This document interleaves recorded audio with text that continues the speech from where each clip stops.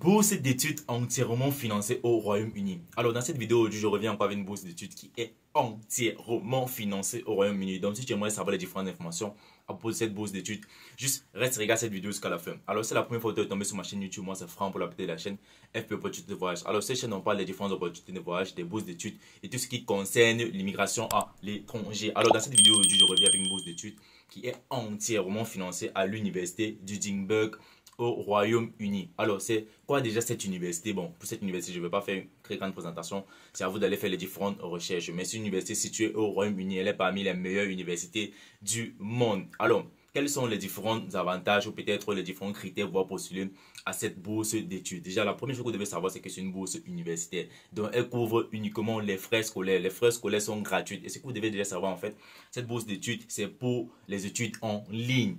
Alors, c'est pour ces différentes personnes-là qui n'ont pas déjà la capacité d'aller étudier à l'étranger, peut-être sur place, qui n'ont pas de temps ou peut-être qui sont en train de travailler en même temps. Alors, c'est une bourse d'études sur lesquelles il y a les différents programmes dont vous allez faire les cours en ligne. Donc, tu vas faire ton master en faisant les cours en ligne, en fait. Et tu vas obtenir un certificat, ton diplôme de master du Royaume-Uni. Donc, un document du Royaume-Uni, ton master, je pourrais dire quoi?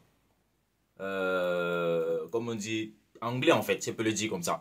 Tu pourras obtenir un master anglais. Alors, si tu aimerais savoir tous les différents critères d'éligibilité, les différents programmes pour lesquels tu peux postuler et la date limite pour pouvoir postuler, juste reste et regarde cette vidéo jusqu'à la fin. Alors, je vais vous présenter mon écran et ensemble, on va consulter toutes ces différentes informations et critères d'éligibilité. Déjà, vous devez savoir que tous les pays, je dis bien tous les pays africains sont éligibles.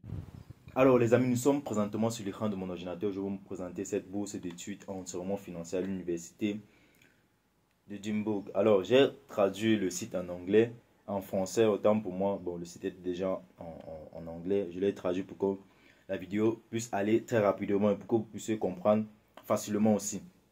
Alors on dit bourse de maîtrise mondiale d'apprentissage. Alors cette bourse est pour ces différentes personnes qui ont déjà un diplôme de licence ou qui est en dernière année d'études. Donc, si tu es en dernière année d'études et que à la fin de cette année-là, tu dois obtenir ton diplôme de licence, tu peux postuler frais. Mais si tu as obtenu ta licence aussi, tu peux postuler. Alors, c'est un master qui s'est fait en ligne. On dit l'université du Newbook offrira 20 bourses de maîtrise pour le programme de maîtrise à distance à temps partiel éligible proposé par l'université. Donc, les différents programmes proposés par l'université. Alors, voici les critères d'admissibilité. On dit des bourses seront disponibles pour les étudiants commençant tout programme de maîtrise en ligne à temps partiel offert par l'université de cours de session 2023-2024. Les candidats doivent être ressortissants des pays résidents suivants. En fait, bon, doivent être ressortissants et résidents dans des pays suivants. On va voir la liste des différents pays. Il y a presque toute l'Afrique, frère. On a l'Algérie, l'Angola, le Bénin. Moi, je lis juste les pays africains. C'est là, ils vont lire pour eux.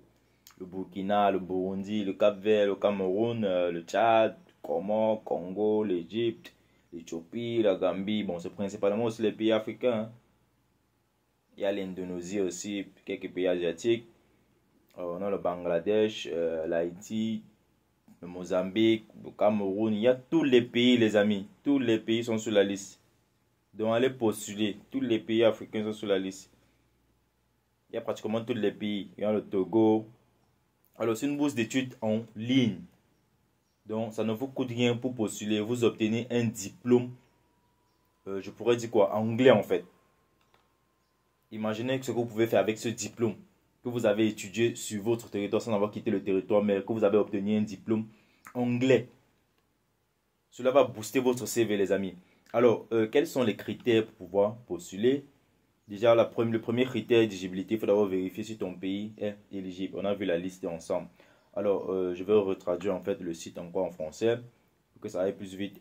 On dit les candidats doivent déjà s'être vus offrir une place à l'université d'Edimbourg et doivent avoir fermement accepté cette offre ou avoir l'intention de le faire. Alors, bon, ce qu'ils disent là, ça fait partie de la procédure de demande de bourse. Donc, pour ceux que je vais accompagner, je vais leur montrer comment faire cela. Et si tu aimerais te faire accompagner pour pouvoir obtenir cette opportunité, si juste contacte-moi. Dans la partie description, tu verras le lien de mon groupe WhatsApp. C'est dans ce lien-là, c'est dans ce groupe WhatsApp-là en fait que je partage certaines informations et accompagnement. Alors, on dit les candidats seront invités à inclure les éléments suivants dans leur déclaration personnelle. Dans votre déclaration personnelle, veuillez inclure, petit a, les éléments spécifiques de ce que de ce programme qui vous attire à l'université d'Édimbourg. Bon, c'est le programme que tu vas choisir en fait. Pourquoi ce programme en fait t'attire à cette université-ci? B. Confirmer dans quelle mesure la réussite de ce programme sera bénéfique pour votre carrière et votre développement personnel. Ça, c'est en fait une lettre de motivation qui demande en fait. Alors, le C, on dit comment cela vous permettra de contribuer à votre communauté, région ou pays. Voilà vraiment en fait comment on dit défendre sa bourse en fait. Comme je le dis habituellement. Alors, les différents critères, on dit la bourse sera attribuée sur la base de mérite académique et de la force d'une déclaration personnelle. La priorité sera donnée à ceux qui n'ont pas eu l'occasion d'étudier au niveau master auparavant. Donc, pour ceux qui n'ont même pas fait une année, peut-être master avant d'arrêter. Bon, toi aussi en postulant, tu n'es pas obligé de leur faire savoir que j'avais commencé peut-être un master. Donc, tu peux se postuler avec ton niveau de licence. Même si tu as fait un master et que peut-être tu aimerais refaire un autre. Ou bien tu aimerais juste profiter de cette opportunité-ci. Tu n'es pas obligé de leur faire savoir que tu as fait un master par le passé. Donc, c'est ça les amis. Alors, on dit la date limite de la bourse est le 5 juin 2023. Les informations sur la manière de postuler seront... la manière de postuler suivront sous peu. Alors, le fact, bon, ça ce sont les différentes questions qui étaient à poser par le passé. Comment postuler? On va aller, déjà pour pouvoir postuler, il faut créer son compte. Il faut créer un compte, créer le compte, je vais vous ramener ici. On va cliquer sur postuler. Je vous mettrai le lien de l'université. Ne vous inquiétez pas les amis. Je vous mettrai le lien de cette bourse. Alors, lorsque vous arrivez ici, là, nous sommes sur la partie de l'université où il faut créer le compte pour pouvoir postuler. Alors, je vais traduire encore ici en français pour que vous puissiez comprendre. Alors, le portail web de l'université est disponible pour les candidats, les étudiants, le personnel, les visiteurs, les anciens étudiants. Vous pouvez vous connecter en faisant, bon, ici, si tu n'as pas de compte, tu cliques juste sur configurer votre identifiant universitaire. Là, tu vas mettre ton nom, le nom que tu veux et créer un mot de passe. Et tu acceptes les différentes conditions d'éligibilité, bon, les règles, etc. Tu cliques sur continuer. Ça, c'est comme ça qu'on crée le compte. Comment augmenter ses chances d'être sélectionné lorsqu'on postule pour une bourse d'études? Alors, si tu te poses cette question, c'est que tu es quelqu'un qui recherche vraiment le succès et qui veut vraiment obtenir une bourse d'études cette année. Alors, beaucoup d'entre vous m'ont posé la question à savoir dans la partie commentaires, même sur mon contact privé, sur le compte Instagram, partout, ils me demandaient comment faire pour être sélectionné. Ils se posent les questions, ils disent que ça fait plusieurs fois qu'ils postulent aux différentes bourses d'études, mais ils n'obtiennent pas de réponse parce qu'ils ne sont pas sélectionnés. Alors, si tu te poses ces différentes questions, ça veut dire que toi, tu as compris qu'il y a quelque chose qui ne marche pas en fait. Déjà, ce que vous devez savoir, c'est que lorsque vous postulez aux bourses d'études, il faut déjà bien remplir ces différentes informations sur le site de la bourse en question et aussi bien constituer sa défense de bourse. Qu'est-ce qu'on appelle défendre en fait une bourse d'études? Vous défendez votre bourse d'études lorsque vous constituez ces 4 différents documents dont je vais vous citer présentement. Le premier document, c'est la lettre de motivation.